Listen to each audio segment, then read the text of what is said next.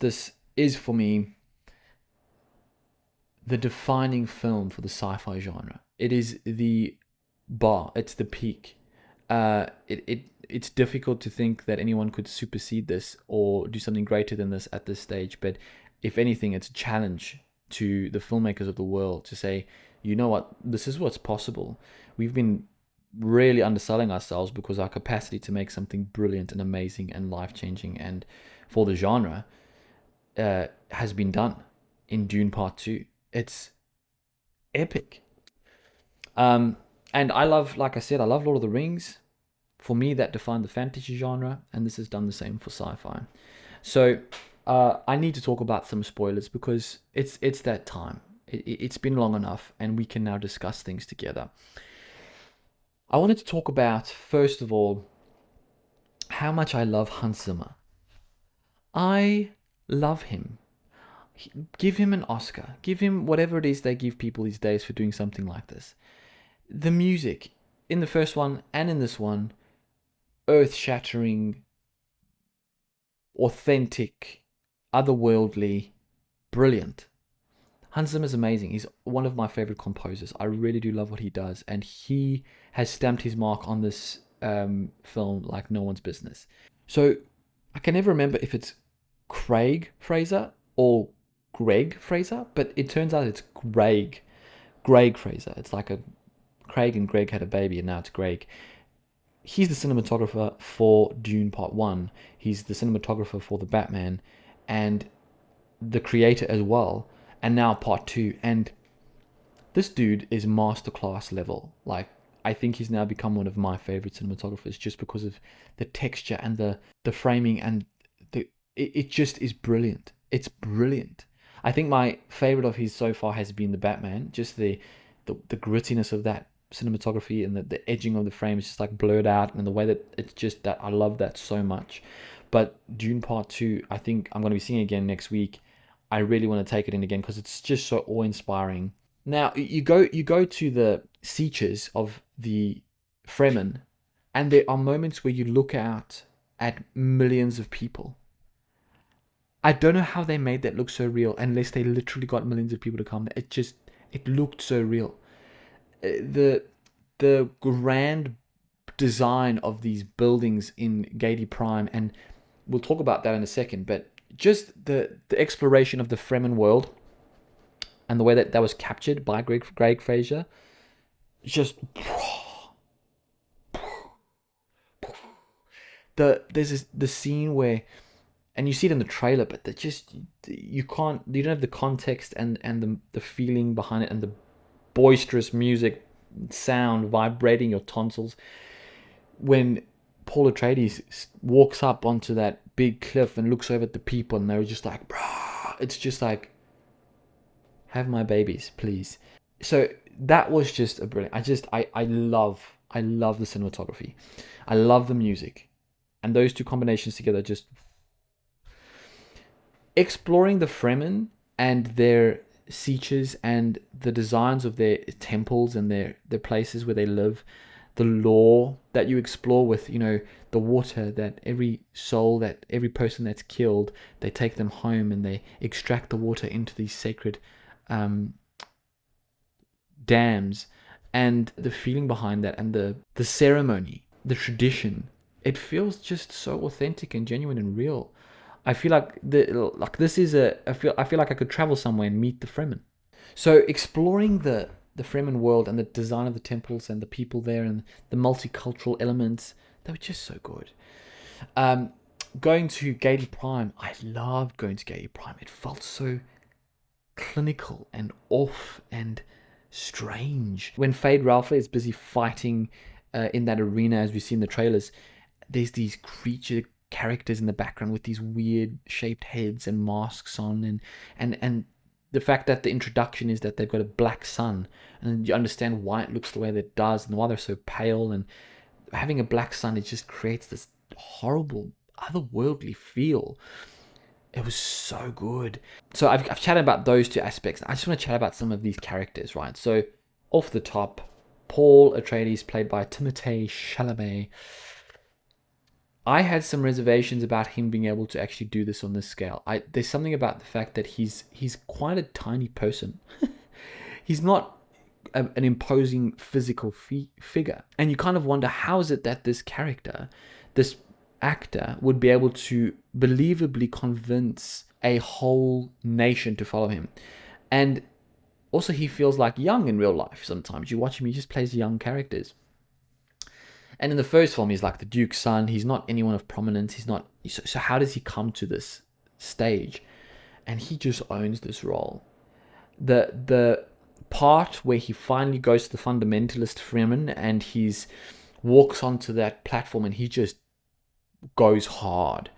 Even Lady Jessica's like, "Oh, Paul, just not so aggressive. Just she just should have let him go crazy because there was no way anyone was going to take him on. He just was intimidating. He was a force, and I was so impressed. I mean, I know he's a great actor, but to be able to be a influential figure of power, that's something else. And he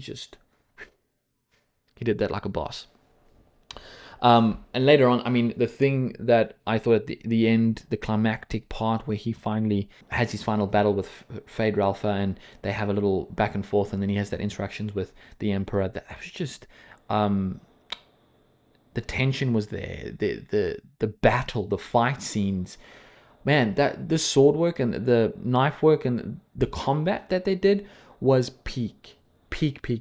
It was believable that you literally have the top tier, best of the best fighters pairing off against each other. Rebecca Ferguson as Lady Jessica, she goes through this transition from being the this Bene Gesserit to now being the Reverend Mother for the Fremen people. And the way she handles that, the subdued fear she has, and the sense of worry going into this, and this trapped environment she's in, she just encapsulates that transition so beautifully that you really believe she is this person. And also, what they did so well was to show through her how her belief went from this is a manipulation of the Bene Gesserit to this is a reality. She makes you genuinely believe that she believes Paul is this Messiah character. And the way they paced that and her character journey, awesome. And still, the way she's manipulating things and the way that they're using Paul as the preaching the word, sharing the word amongst the people and creating this narrative of fear around Paul and who he is. And how Paul, resists that. He resists that. They captured that, like, he doesn't want to go south. And, well, they're just like, just do it, man. And he knows if I make this decision, it's going to create millions and millions and billions of deaths. And he knows this before he's even had the worm liquid, the blue liquid. Before he has that, he knows that this is going to be the end of things. The pacing of this film, it never felt... I kept on thinking to myself, oh man, I hope this has still got a long way to go. Because you just want it to keep on going. It's just so good, but you never feel like it's dragging. You never feel like it's... If anything, you feel like, oh, maybe they can do more. Maybe there's still more to come. It just felt... The pacing was brilliant. We've got Austin Butler, one of the newer characters of part 2, and he looked like he was enjoying this a bit too much. Like, he was an intimidating, jarring character to have around. He just was like this lurking force that just would just kill you. He would just kill you for being like, oh, I sneezed funny, I'm going to kill you. So, great villain, great antagonist, and he played it so well. The way that they do the battle that he has in that gladiator arena where he's fighting, and the way he, when he's fighting that remainder Atreides soldier who hasn't been drugged, and he's battling this guy, and then somebody kind of helps, one of these other creatures on the wings helps, and he like yells at him. it's intimidating, man. He's an intimidating force. So great, great, great character. Um, the scene where the Bene Gesserit lady comes and kind of persuades him to like, come, we're gonna have some fun together, and then, oh, there's a thing, put your hand in the box and I'm gonna murder you if you don't, survive the test. Um, that whole scene was done so brilliantly. It felt so otherworldly, but also so real, and and you get a sense of through conversations around Fade's character that he's really not right. Um, Florence Pugh as Princess Irulan, she carries the majesty that a princess should have, and the way that she's cueing in to what's happening around her through the conversation she has, and the way that she finds out these secrets that her father's been keeping, and then how she plays those off of the Bene Gesserit and sees the whole picture. She pieces things together very well, and she does a great job. I love Florence Pugh. She's so good in this role. Um, and oh man, people when she turns, when at the end when Paul comes up to her and he's like, "You will be my wife." I just felt like everyone was like, "What the heck?" And I must say, Chani did a great job. Zendaya's Chani. There were parts where I felt like she did a great job, and parts where I felt like she was just, there was something about it that felt a bit young for me. I don't know what it was. She's a great actress, but there was moments where they like lingered on her face, and I thought her reactions felt, for some reason, just reminded me that she was acting. That's just a personal thing. I know people love her role in this, but for me, I don't know if she was my strongest performer out of Dune. She did a great job, but she wasn't my strongest performer. Christopher Walken as the Emperor. Sometimes it's hard to separate the Emperor from Christopher Walken, the actor, from the character. But they subdued his accent quite a lot. I think he didn't have as much dialogue, and the dialogue he did have was very on point. So he was great. He was great as the Emperor, and he did carry a sense of weight behind him. Like he's kind of felt like slumped, and like he had been through a lot. Like he was at the kind of end of his journey of this of his reign. His line he says to Paul, where about his father, where he says basically his father was, I can't remember the exact line, but he's like your father was basically like a failure.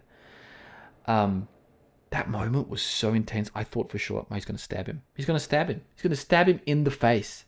Paul holds his composure and doesn't end up doing that. But it was such a tense moment and so well delivered by the legend of Christopher Walken. So some things that I thought were just out of this world. The opening scene is happening while an eclipse is happening. And the lighting and the way that these soldiers are coming onto this battlefield, kind of looking for the Fremen and just get wiped out, you get a sense of the power of the Fremen and how unbeatable they are, really. The desert power, right? They are just a force to be reckoned with. The thing that was really epic is when Paul has now arrived as this Messiah character for the first time to the Southerners, and as he's kind of walking in the distance with his cloaked hood, the worms are like diving and stuff behind him. That was such an epic moment. It was so cool.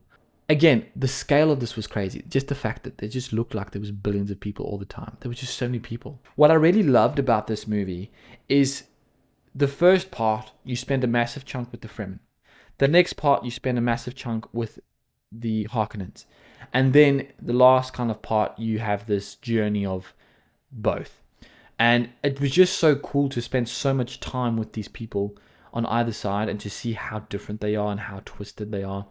The revelation of Paul being a Harkonnen, coming from the Baron, that was a crazy cool reveal that I think a lot of people really shocked them in the movie that I watched it in. His sister, and the way, that was an element that I really loved.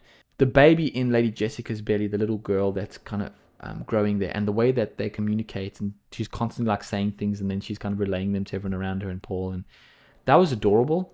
I really loved that, and that that maternal connection and the way that that whole thing developed. Um, Anya Taylor-Joy obviously she's playing Paul's sister, which is, she's just looks like an alien. She's like a beautiful otherworldly looking person, so she's perfect for this, I think. The little touches that are in this film, like the fireworks on Gady Prime being these like wet explosions, just the tiny things, like the details of how the pump works in the Fremen sieges, and how they manage their environment, the way that the tubes and connectors are for the Baron when he's got these balls floating around him, like little things, just like when they're flying in the Thopter and then the sun comes out and that guy's like visor just automatically has the thing that gives him shade, and like things like that. They just create a sensibility to the world that makes them feel real. I thought the moment at the end where the Baron is essentially discovered, his treachery is outlined, and he's exposed fully, and he's on the steps, and he looks up at the Emperor's throne as though like, I'm here, like this is what I was planning and plotting for the whole time, and he ends up dying on the stairs. Just such a poetic, brilliantly done moment. Paul gets his revenge. Gurney does a great job of getting some revenge as well. He takes out Dave Bautista's character, Raban, who I felt, basically, the role of Raban in this is just to yell and show he's weak, basically. I love Dave Bautista. He's a really great actor. I don't think this was a very versatile role in that way. He just kind of was yelling a lot.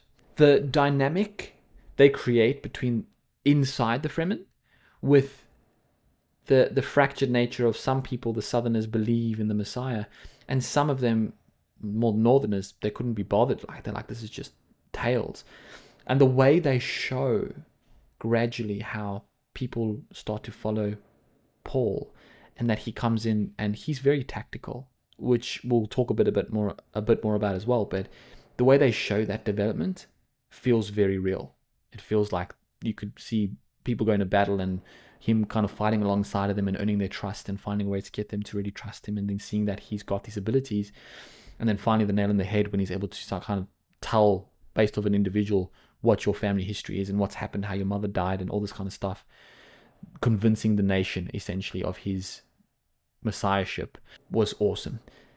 The cautionary tale that this kind of breaks into with Paul and him being this character of this Messiah, the fact that they really do outline that he's not a hero. He's not a hero. He's someone who, as his mother says to him, your Paul, he says, your Lady Jessica says to him, your father never sought for revenge, and he's like, well, I do. And you see that like bitter trait in him where he loves Chani, but he's now seen the future. He's got these clear eyes and he just knows what he needs to do, and he won't stop. Gets his revenge. He conquers the people. A little bit of a deviation for Chani in that she kind of escapes, runs away, which from memory, that wasn't what happened in the book.